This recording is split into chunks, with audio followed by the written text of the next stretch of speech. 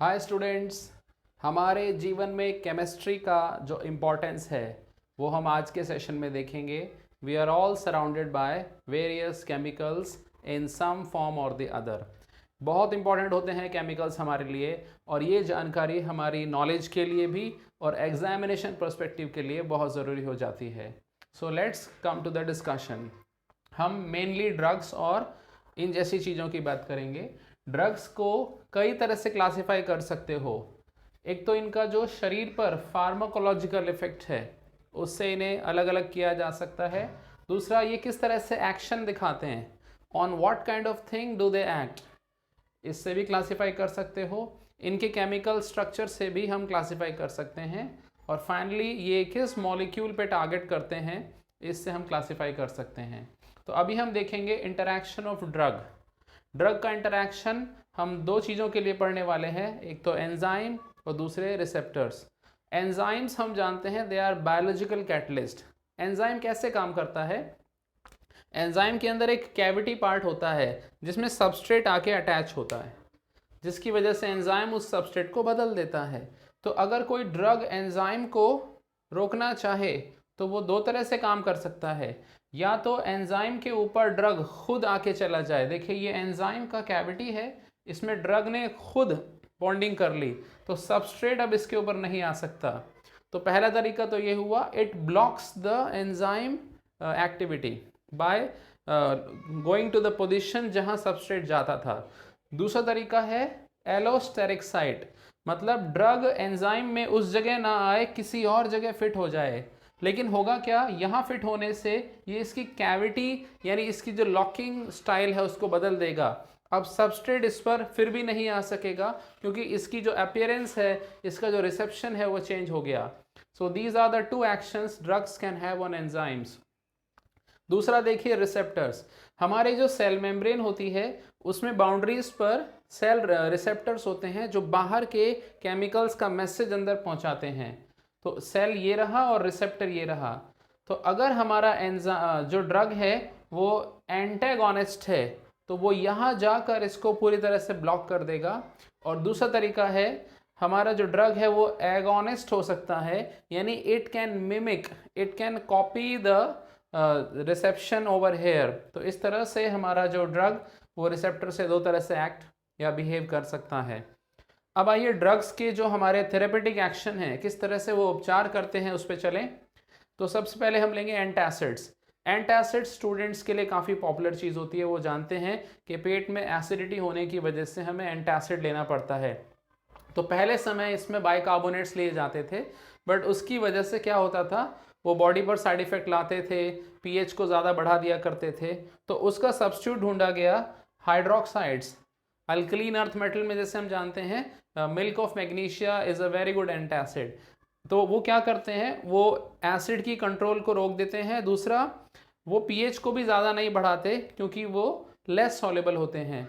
But still medicine की खोज की गई तो हिस्टामिन एक बहुत अच्छा ड्रग दवाई इसमें खोजा गया। लेकिन हिस्टामिन के साथ हमें साइमिटिडीन और रैनिटिडीन लेना पड़ता है क्योंकि ये अदर इफ़ेक्ट्स भी दिखा सकता है। लेकिन इसकी एलर्जी को रोकने के लिए फिर बाद में डिस्कवर हुए एंटी हिस्टामिन्स, जिसमें दो नाम हमारे पास हैं, ब्रोमोफेनिरेमाइन एंड टरफेनाडाइन। ये दोनों एंटी एलर्जिक हैं। लेकिन फिर भी एक सवाल उठता है कि एंटी एलर्जिक जो ड्रग्स हैं वो सिक्रीशन ऑफ एसिड को क्यों नहीं रोक पाते? क्योंकि वो है जो जिस रिसेप्टर पे ये काम करता है उस रिसेप्टर पे ये काम नहीं करते, इसलिए थोड़ा फर्क है। न्यूरोलॉजिकली एक्टिव, अब हमारे नर्वस सिस्टम पर असर डालने वाले ड्रग्स देखिए तो वी हैव ट्रैंकुलाइजर्स। ट्रैंकुलाइजर्स में हमारे पास है आइप्रोनियाजिड और फेनेलजीन। ये हमारे बॉडी में मेटाबॉलिज्म को बढ़ाते हैं, किसका? न्यूरोट्रांसमीटर का, नोराड्रेनालिन। अगर इसकी कमी हो जाए तो इंसान में डिप्रेसिंग टेंडेंसी आ जाती है। तो हमारे ये ट्रैंकुलाइजर्स नोराड्रेनालिन की ग्रोथ को होने देते हैं, उसको ब्लॉक करने वाली चीज़ों को वो रोक देते हैं। Right, these are tranquilizers. और दूसरे हैं एनाल्जेसिक्स। एनाल्जेसिक्स होते हैं पेन रिमूवर। ये दो तरह के हो सकते हैं, या तो ये एडिक्शन ना लाएं, that is these are non narcotic. इसमें बहुत अच्छा एग्जाम्पल है एस्पिरिन। ये प्रिवेंट करता है हार्ट अटैक को, और इसमें एंटी पायरेटिक प्रॉपर्टी भी है, यानी ये बुखार को भी कम कर देता है। और दूसरे हैं नारकोटिक, जिसमें एडिक्शन का चांस होता है, जिसमें एक एग्जाम्पल है मॉर्फाइन। ये ओपियम पॉपी से लिया गया है, इसलिए इसको हम ओपिएट भी कहते हैं। ट्रैंकुलाइजर में और भी देखिए, बारबैटिक्यूरेट्स, ये हिप्नोटिक है, ये नींद लाने की टेंडेंसी रखता है। तो these are our neurologically active drugs. अब आइए आगे चलते हैं। एंटी माइक्रोबियल्स, ये हमारी ऐसी दवाइयां हैं जो छोटे छोटे माइक्रोब्स जैसे पैथोजेंस हैं, माइक्रोब्स हैं, फंगाई, उन पर अटैक करते हैं। इसमें सबसे पहले है एंटीबायोटिक्स। इसकी रिसर्च की शुरुआत हुई थी पॉल एहरलिच से, जिन्होंने सेल्वर्सन जैसा एक ड्रग बनाया जो थोड़ा टॉक्सिक था। तो उसके बाद उन्होंने प्रॉन्टोसिल बनाया, जब वो बॉडी में जाता है तो वो सल्फेनिलामाइड प्रोड्यूस करता है। यानी इससे रिसर्च में पता चल गया सल्फर वाले कंपाउंड्स ड्रग की तरह एक्ट कर रहे हैं, तो फिर रिसर्च उस तरफ होने लगी। हम ये जानते हैं अलेक्जेंडर फ्लेमिंग ने पहला फंगस से पेनिसिलिन बनाया, लेकिन पेनिसिलिन एक नैरो स्पेक्ट्रम की दवाई थी, यानी वो बहुत ज़्यादा रेंज के बैक्टीरिया पर, gram negative gram positive bacteria पर असर नहीं डालती थी। हमें ब्रॉड स्पेक्ट्रम की दवाइयाँ चाहिए, तो पेनिसिलिन के नए स्वरूप खोजे गए, केमिकली चेंज किया गया, तो एम्पिसिलिन या एमॉक्सिसिलिन। आप देखेंगे घर में कई बार एंटीबायोटिक दवाई होगी, उसमें एमॉक्सी शब्द अक्सर दिखाई दे जाएगा, तो it shows this contains a synthetic compound amoxicillin. अच्छा, ये भी याद रखिए बच्चों, पेनिसिलिन भारत में, हिंदुस्तान एंटीबायोटिक्स बनाती है पिंपरी में, तो this is the fact you should always remember. अब आ जाते हैं एंटीसेप्टिक पे। एंटीसेप्टिक हमारे ऐसी चीज़ें होती हैं जो लिविंग सिस्टम्स पे यूज़ की जा सकती हैं, जिसमें दो नाम हैं, फ्यूरेसिन और सोफ्रामाइसिन। आपको डेटॉल के अंदर की कॉम्पोजिशन पता होना चाहिए, क्लोरोजाइलिनॉल और टरपाइनॉल, राइट। और जो हमारे डिसइंफेक्टेंट्स होते हैं वो इनएनिमेट चीज़ों जैसे दीवार हुआ, फ्लोर हुआ, कहीं मॉपिंग कर रहे हैं वहाँ यूज़ की जा सकती हैं। ओके, एंटीसेप्टिक में और आगे बढ़े, टिंचर ऑफ आयोडीन, ये 2 to 3% अल्कोहल वाटर के मिक्सचर में आयोडीन का एक सॉल्यूशन होता है, इसे कहते हैं tincture of iodine. It's a very good antiseptic. और आयोडोफॉर्म और H3BO3 भी अच्छे एंटीसेप्टिक हैं। Boric acid is use for soft areas जैसे आइज लोशंस इसमें। अब एक गजब की चीज देखिए, फिनॉल का 0.2% सॉल्यूशन एंटीसेप्टिक के रूप में होता है, और 1% से ज़्यादा अगर चला जाए या 1% तो डिसइंफेक्टेंट के रूप में काम आता है। और एक चीज़ और, क्लोरीन का 0.2 से 0.4 ppm का एक्वस सोल्यूशन, उसमें SO2 भी कॉम्बिनेशन लें तो ये डिसइंफेक्टेंट का काम करता है। एंटी फर्टिलिटी ड्रग्स में आ जाइए। एंटी फर्टिलिटी ड्रग्स में हमारे पास है सिंथेटिक एस्ट्रोजन, जिसका डेरिवेटिव है नोवेस्ट्रॉल, और इसका आप साइंटिफिक नाम देखिए इथाइनाइल एस्ट्राडियोल। और एक है प्रोजेस्टेरॉन, ये ओव्यूलेशन को कम करता है, इसमें दूसरा नाम है इसका डेरिवेटिव नॉरथिंड्रोन। ये दोनों कॉम्बिनेशन में लिए जाते हैं। Now let's come to food chemistry. Food में बहुत सारी केमिस्ट्री है, जिसमें हम कवर करेंगे स्वीटनर्स और प्रिजर्वेटिव्स। देखिए सैकरिन बहुत पॉपुलर है। सैकरिन, सैकरिन का जो मिठास है वो केन शुगर से 550 टाइम्स है ज़्यादा, और इसमें कंपाउंड है ऑर्थोसल्फोबेंजीमाइड। ये यूरिन से पास हो जाता है और ये हार्मलेस है, that's why it is most preferred.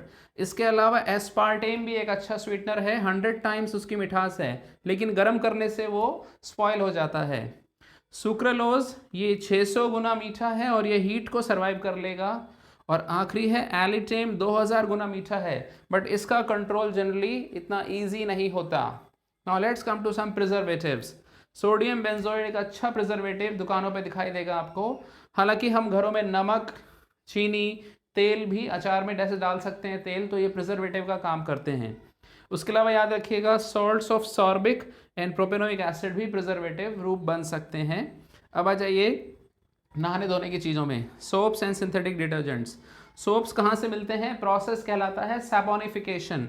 ग्लिसरॉलिक ester होते हैं स्टीरिक एसिड के, उसमें आप NaOH डालते हो तो आपको सोडियम स्टीरेट मिलने लगते हैं, जिसे कहते हैं सैपोनिफिकेशन प्रोसेस। अगर हार्ड वाटर हो तो ये हमारा जो स्टीरेट पार्ट है ये कैल्शियम के साथ PPT बना लेता है, जिससे ये आता है it is scum, it is insoluble, तो वो चिपचिपा पानी हो जाता है, वो अच्छा क्लीनिंग नहीं कर पाता।